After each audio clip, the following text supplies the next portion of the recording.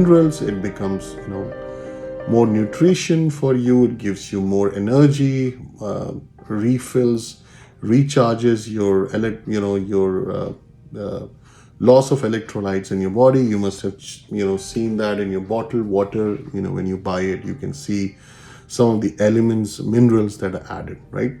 And we are using all kinds of metals in our life, right?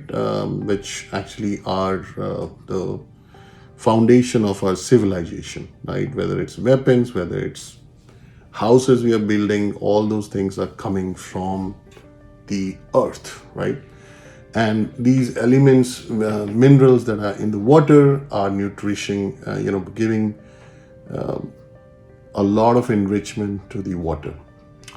Now, what does water do, right? In the next series, in terms of nourishing, water is nourishing the trees, the wood element, right? You need the trees, you need water, right, to nourish that.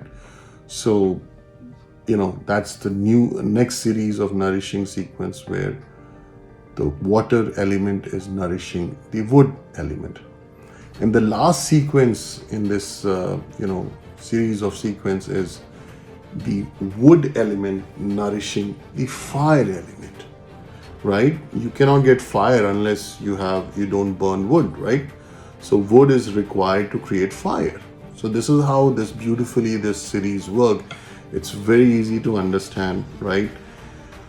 So how does this now map to the organs in our body? So the first organ that's here in terms of the first element, which is the fire, is the heart and the small intestine. The second element that's out here is the stomach and spleen, which corresponds to the earth element. The third element that's out here, which corresponds to metal, is the lung and the large intestine. The fourth element is the water element, which corresponds to the kidney and the bladder, right?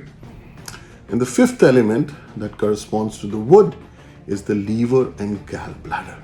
So this complete the whole cycle here and the nourishing sequence, right? So there is if you look closely, there's a mother and child relationship here, right?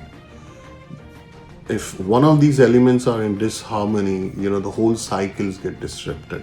So how I use this in our clinical practices, you might have a deficiency in your spleen, but it's coming more from the liver, right?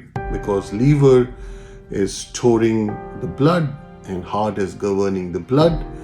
But there is, prana, the energy, the vital force that's created by lungs, but it depends on the blood, that's created by spleen, governed by the heart, controlled by liver, right? So there is a lot of other organs that are affected, and there are emotions with these organs as well that we're going to talk about later in this series, right?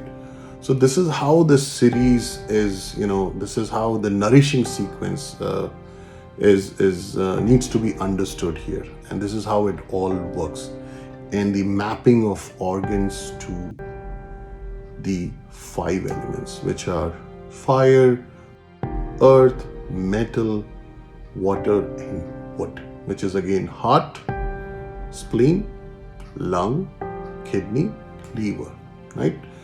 So I think this is easier, and I've laid it out pretty simply and the sequence. So let's talk about the regulating sequence in our next episode, right? Thank you, and continue to watch